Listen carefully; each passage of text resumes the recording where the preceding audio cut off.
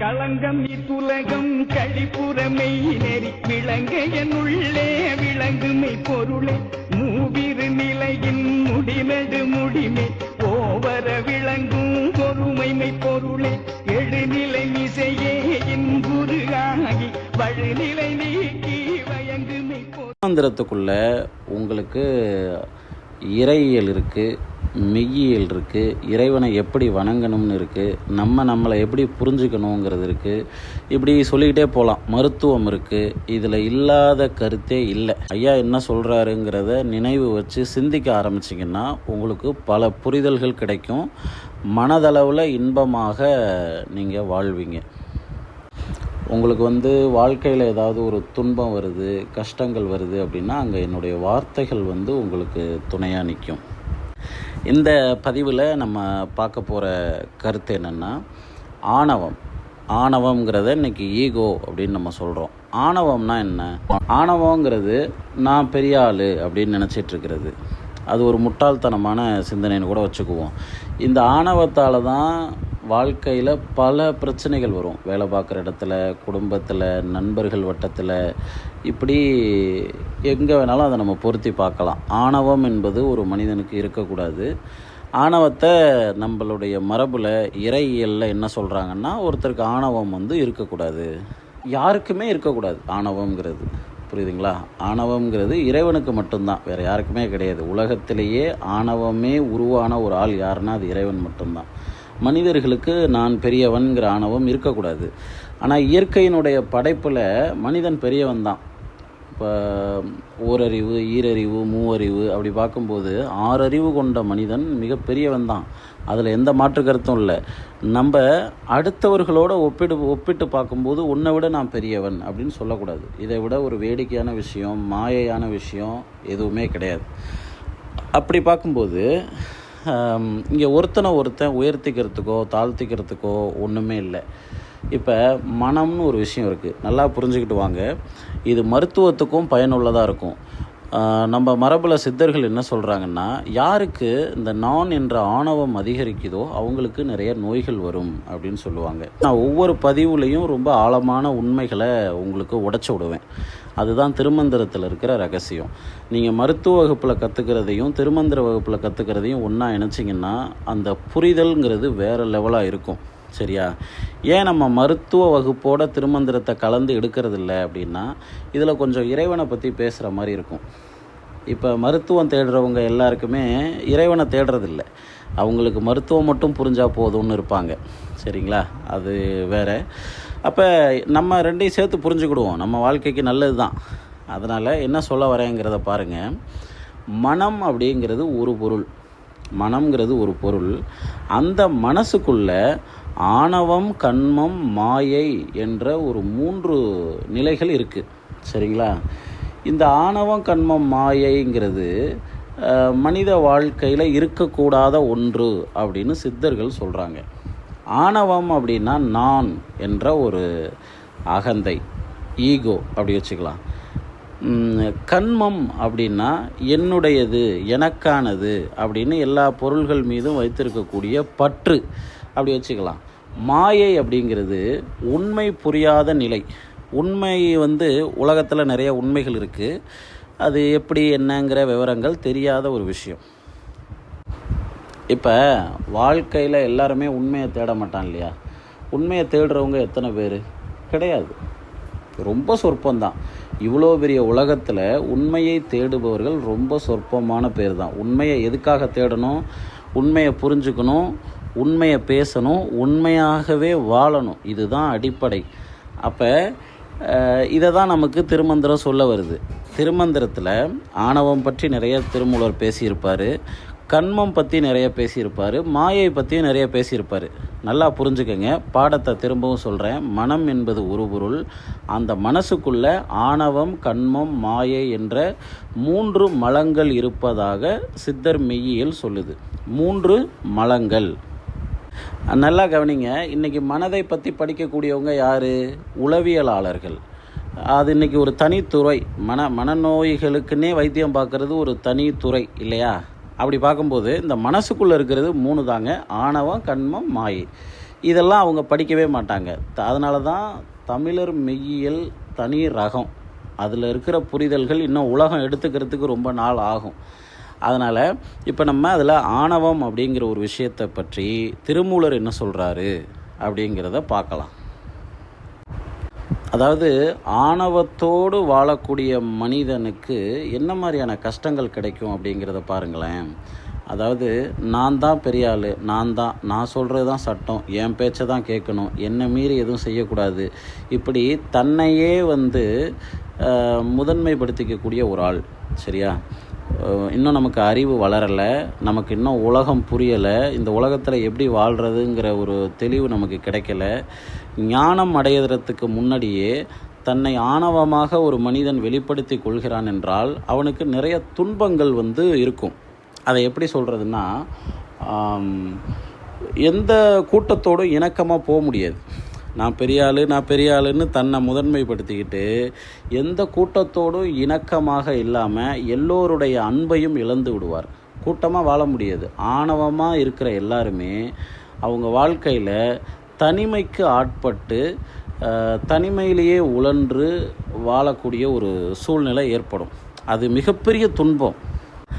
இந்த கடைசி காலத்துலலாம் ஒரு கூட்டத்தோடு இல்லாமல் தனிமையாக மாறி கடைசி காலத்தை ரொம்ப கஷ்டப்பட்டு மரணம் அடைகிறவங்கெல்லாம் யார் அப்படின்னா இந்த ஆணவத்தோடு வாழ்ந்தவர்கள் தான்.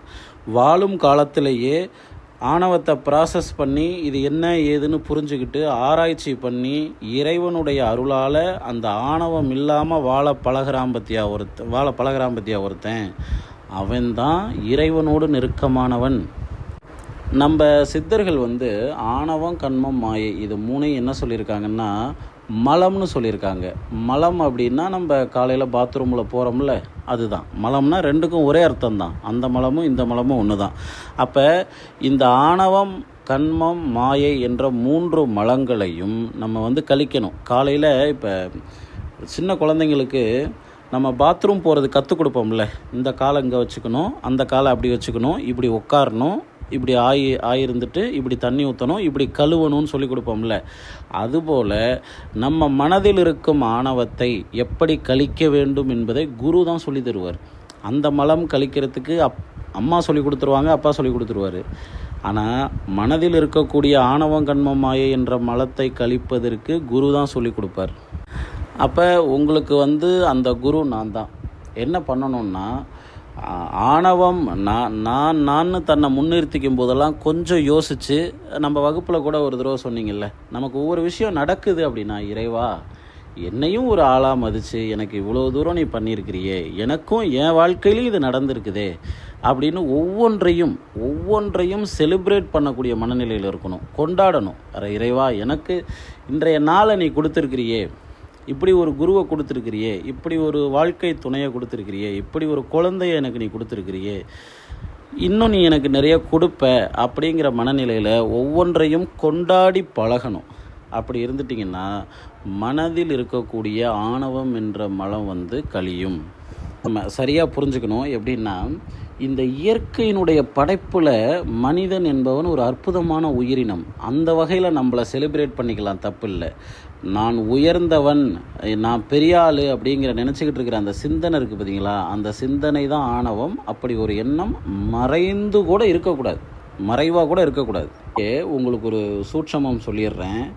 இதை நான் சொல்லக்கூடிய விஷயங்களை நினைவில் வச்சுக்கிட்டு ஆராய்ச்சி பண்ணினீங்கன்னா பல விஷயங்கள் புரிய வரும். அதாவது ஆணவம், கண்மம், மாயை இருக்கு இல்லையா, இதில் மாயை விலகிறது ஈஸியாக விலகிடும், கண்மம் விலகிறதும் ஈஸியாக விலகிடும். ஆனால் ஆணவம் அப்படிங்கிறது தான் கடைசி வரைக்கும் இருக்கும். புரியுதுங்களா? அப்போ அதுக்கிட்ட தான் நம்ம ஜாக்கிரதையாக இருக்கணும். புரியுதுங்களா? மாயையே நம்மளை துன்பப்படுத்தும், கண்மமும் துன்பப்படுத்தும். எல்லாத்தையும் விட பெரிய துன்பப்படுத்துறது எது அப்படின்னு பார்த்தீங்கன்னா ஆணவம் என்ற ஒன்று தான்.